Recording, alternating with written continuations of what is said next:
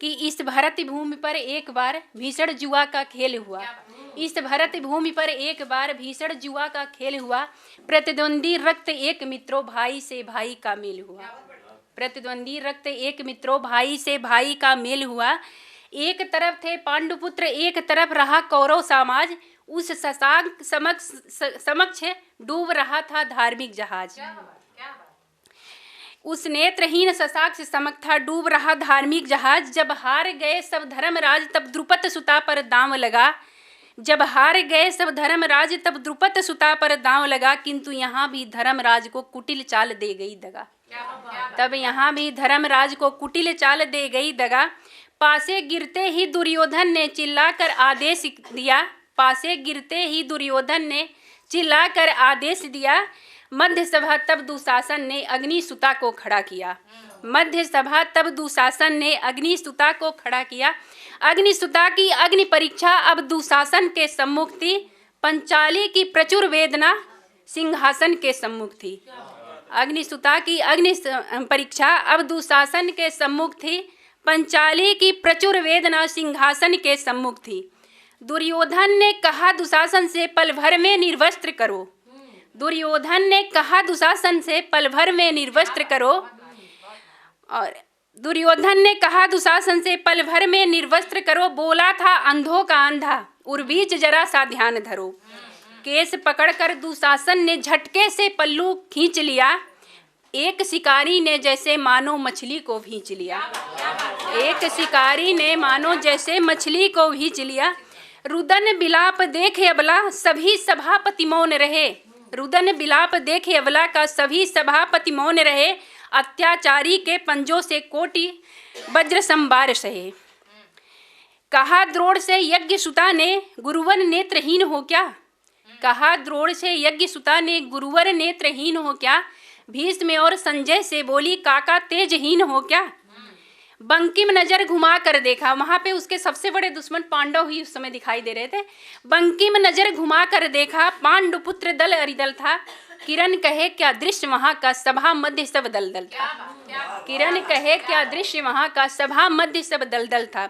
बलवानों में जब कोई भी मददगार नहीं दिखा। हाथ जोड़ चिल्ला कर बोली है कान्हा क्या यही लिखा। हाथ जोड़ चिल्ला कर बोली है कान्हा क्या यही लिखा। विनत भाव से पांडुपुत्र ने फिर माधव का ध्यान किया। विनत भाव से पांडुपुत्र ने फिर माधव का ध्यान किया। लाज बचा लो हे कान्हा अब दुष्टों ने अपमान किया। तो भक्तों के वत्सल भगवान ने पल की देर कहाँ की थी। सभा बीच अदृश्य रूप में आकर मदद यहाँ की थी। खींच खींच कर दुशासन हारा पर आंचल खींच नहीं पाया। खींच खींच कर दुशासन हारा पर आंचल खींच नहीं पाया। सभा मौन रही सब देख आता ताई ने गस खाया। सभा मौन रही सब देख आता ताई ने गस खाया। देव दनुज किन्नर नर ने भी जिसकी महिमा गाई है। पंचाली की आज सभा में उसने आकर लाज बचाई। और मैं एक कविता आप लोगों को सुनाती हूँ जो प्रेम मोहब्बत से ही जुड़ी हुई है। तो एक पत्नी अपने पति से कैसे पहले प्रेम करती थी। एक बार सावित्री एक सरोवर के किनारे नहाने जा रही थी। जब वो नहाने गई तो देखी कि सरोवर के किनारे ही एक वृक्ष पर लकड़हारा लकड़ी काट रहा। उन्हें प्रेम हो जाता है। घर पर आकर अन्न जल भोजन का त्याग कर देती हैं। परिवारजनों को दुख का कारण पता चलता है तो जब जिद करती हैं कि नहीं मैं विवाह इनसे ही करूँगी तो नारद जी आते हैं। वहाँ क्या परिस्थिति थी मैं सुनाती हूँ, सुनिएगा, आशीर्वाद जरूर दीजिएगा। और नारद जी आते कहते हैं कि मेरे शब्दों को रखना तुम संभाल। सत्य कहता हूँ मैं वो मर जाएगा साल भर के बाद। सावित्री यूँ लगी कहने हाथ जोड़ के मैं जी नहीं सकती सत्यवान को छोड़ के।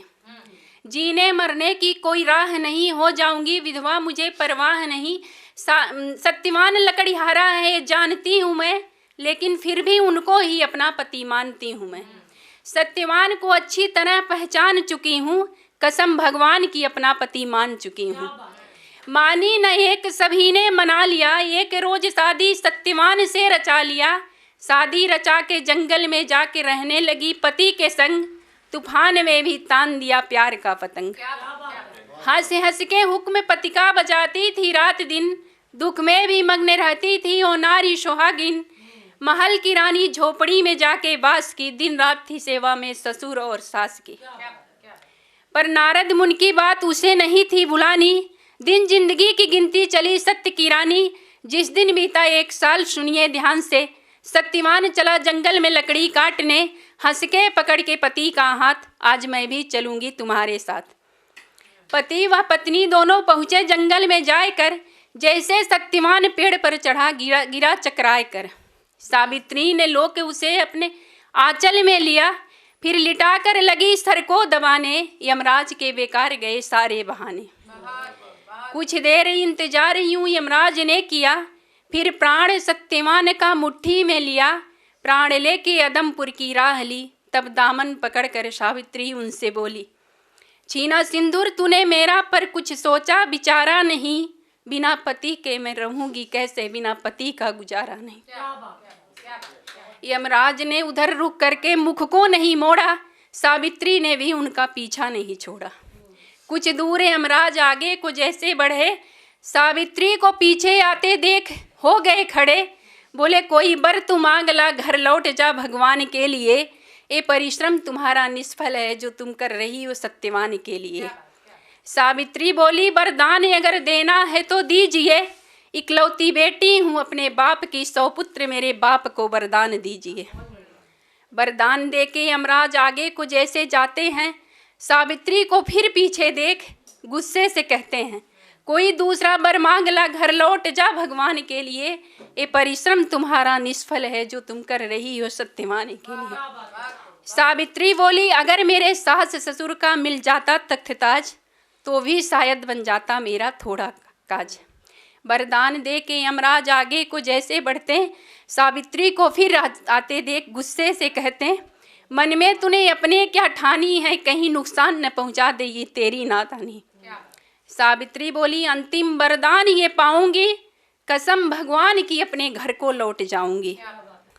अंतिम वरदान ये पाऊंगी, कसम भगवान की अपने घर को लौट जाऊंगी। पति को मैंने दान किया अपना पति, आप खुशी से उन्हें ले जाओ, लेकिन मेरे जीने का एक सहारा 100 पुत्रों की आशा मुझको दिलाओ। गुस्से में यमराज ने सोचा न समझा, झुझला कर वरदान को दे दिया। सावित्री ने भी खुशी से उसे स्वीकार लिया। वरदान दे के यमराज आगे को बढ़े जैसे, सावित्री ने कहा बिना पति के 100 पुत्र होंगे कैसे। यमराज फंसे ऐसे जाल में, देना पड़ा प्राण उन्हें अंतकाल में। एक वो भी थी भारत की नारी, जिसने मृत्यु का पलट दिया पासा, पढ़ के कहानी हम याद करते उनकी भावनाओं का झांसा।